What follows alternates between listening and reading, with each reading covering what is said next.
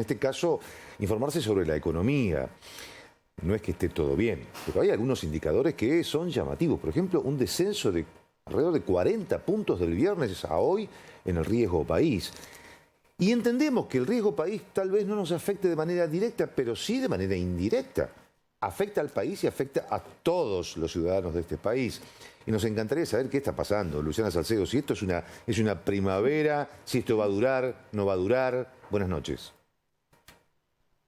Buenas noches, Juan Pablo Fiamma, y buenas noches también para todos los televidentes. Bueno, aquí junto al economista Sergio Auque vamos a tratar de brindar respuestas a esas consultas y también para que el ciudadano común entienda qué es lo que está sucediendo, qué es lo que significa que el riesgo país ronde los 600 puntos, que estos bonos soberanos aumenten y que el dólar se mantenga. Bueno, Sergio, hablábamos hace instantes nada más fuera de cámara, 600, 594, 599, esto es minuto a minuto. ¿Cómo estás? Buenas noches. Buenas noches, sí. El indicador de riesgo país toma los precios de muchos bonos argentinos y lo van reanalizando, recalculando. Tiene ahora un dato diario, digamos, que es el que se ve que en este momento está rondando los 600 puntos.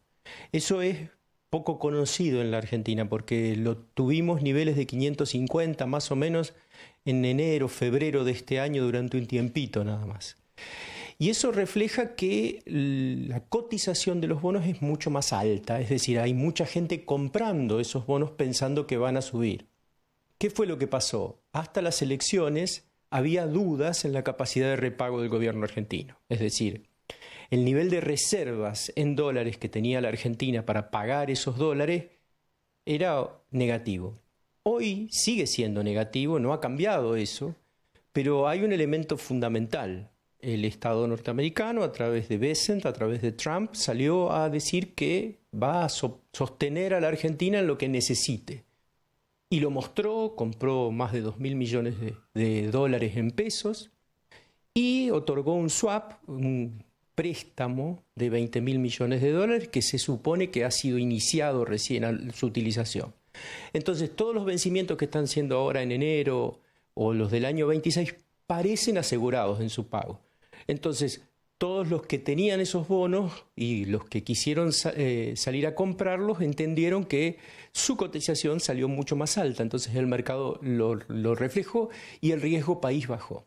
Eso quiere decir que Argentina, si se sale a endeudar, va a tener que pagar 600 puntos básicos, un 6% más, digamos, que la tasa que paga Estados Unidos, por ejemplo.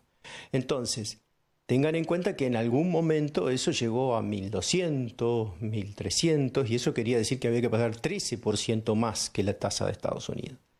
Así que esto es una buena señal para que la Argentina intente hacia el futuro volver a los mercados. Todavía es muy alto, todavía es un nivel de riesgo país comparable con países como Egipto, como Angola, o sea, no es un riesgo país de clase media, digamos, pero es un riesgo país muy razonable para la Argentina que teníamos hasta hace poquito. Sabemos que el mercado es muy cambiante, pero ¿conviene o no conviene comprar estos bonos o ahora que aumentaron ya no? La realidad es que uno, como te decía la vez pasada, tiene que hacer las cosas sobre lo que puede pasar en el futuro.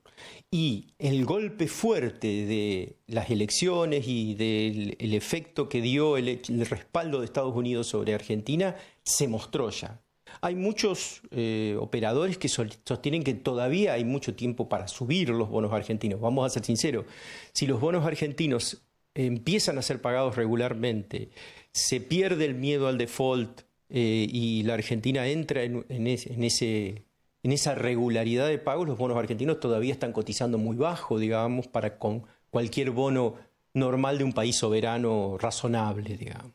En lo que respecta al dólar, se mantiene calmado, pero siempre hay que pensar, tal cual también lo hablábamos en la anterior ocasión, que se viene el pago del aguinaldo, las vacaciones, e inevitablemente siempre el movimiento es hacia arriba en esa época. Sí, es cierto. El dólar, después del respaldo, vamos a ser sinceros, como te dije, las reservas internacionales de la Argentina siguen estando negativas y hasta algunos, como no hay datos fehacientes, algunos las calculan en aún más bajo que cuando las recibió Milei.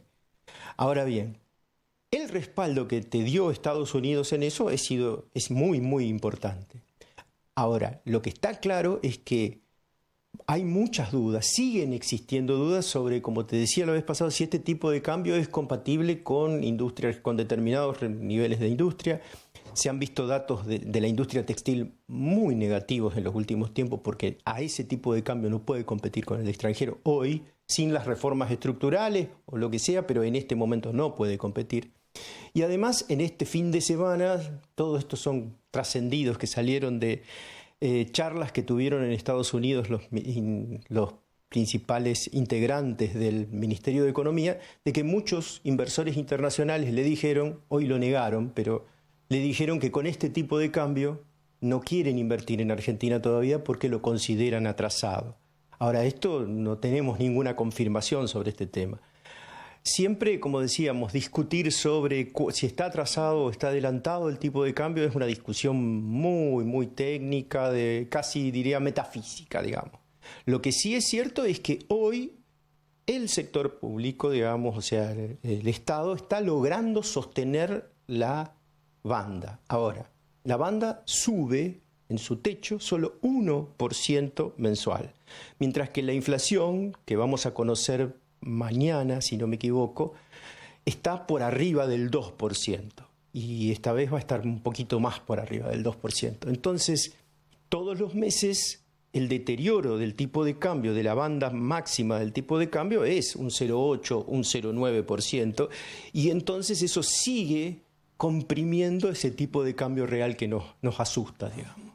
¿Qué es lo que pasa con el plazo fijo? ¿Conviene? ¿No conviene? ¿Qué es lo que ocurre también con su porcentaje, ¿no? Porque uno lo hace con un porcentaje y cuando lo quiere renovar quizás ya bajó. Normalmente lo importante del plazo fijo, lo importante de una inversión en pesos es compararla contra el aumento del dólar o compararla contra el aumento de los precios. La realidad es que las tasas de interés que estábamos viviendo eran, como dije muchas veces, estratosféricas, eran niveles de 40, 50% cuando la inflación no había superado los 25, 30 puntos y cuando el dólar, al fin y al cabo, de todas las expectativas que hubo, no subió demasiado.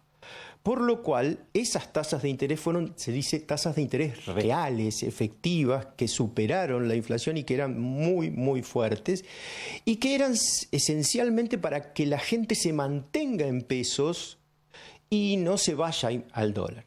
Ahora, ese efecto, ese miedo se ha perdido después de las elecciones, después del respaldo de Bessent, después del respaldo de Estados Unidos. Entonces las tasas de interés tienden un poco a caer lentamente. El propio gobierno, el propio Ministerio de Economía ha liberado más fondos al mercado para que la tasa de interés baje y entonces lentamente la tasa de interés se va nivelando por lo menos con el nivel de inflación. Entonces, podemos esperar tasas de interés del 30% fácilmente y siguen siendo aún reales, digamos, positivas, ¿no es cierto? Bueno, habrá que ver qué es lo que ocurre. Entonces, Sergio, siempre estar atentos a los mercados y saber que no hay que invertir todo en un solo lugar, que siempre lo marcamos. Eso es una vieja regla. Muchas gracias por tu tiempo. Gracias a ustedes. Ahí teníamos entonces, Fiamma, Juan Pablo, la palabra del economista Sergio Auque, poniéndonos un poco de claridad, ¿no? En esto que marcábamos con estos nombres que quizás son un poco complicados para la diaria, ¿no? Del ciudadano argentino, pero bueno, habrá que esperar y ver qué es lo que sucede en estos mercados y como lo dijimos ahora, lo último, claramente no siempre realizar una sola inversión en un lugar, ¿no? Siempre hay que tratar en la medida que se pueda de invertir en diferentes lugares. Sí, y aparte, escuchaba atentamente esto de el desfasaje entre la inflación y la ampliación de las bandas del dólar. Incluso es probable que haya anuncios en las próximas horas respecto de la ampliación de la banda de flotación del dólar, justamente porque está desfasada respecto de la inflación. Bueno, ahora habrá que esperar. Luciana Salcedo, muchísimas gracias, muy amable.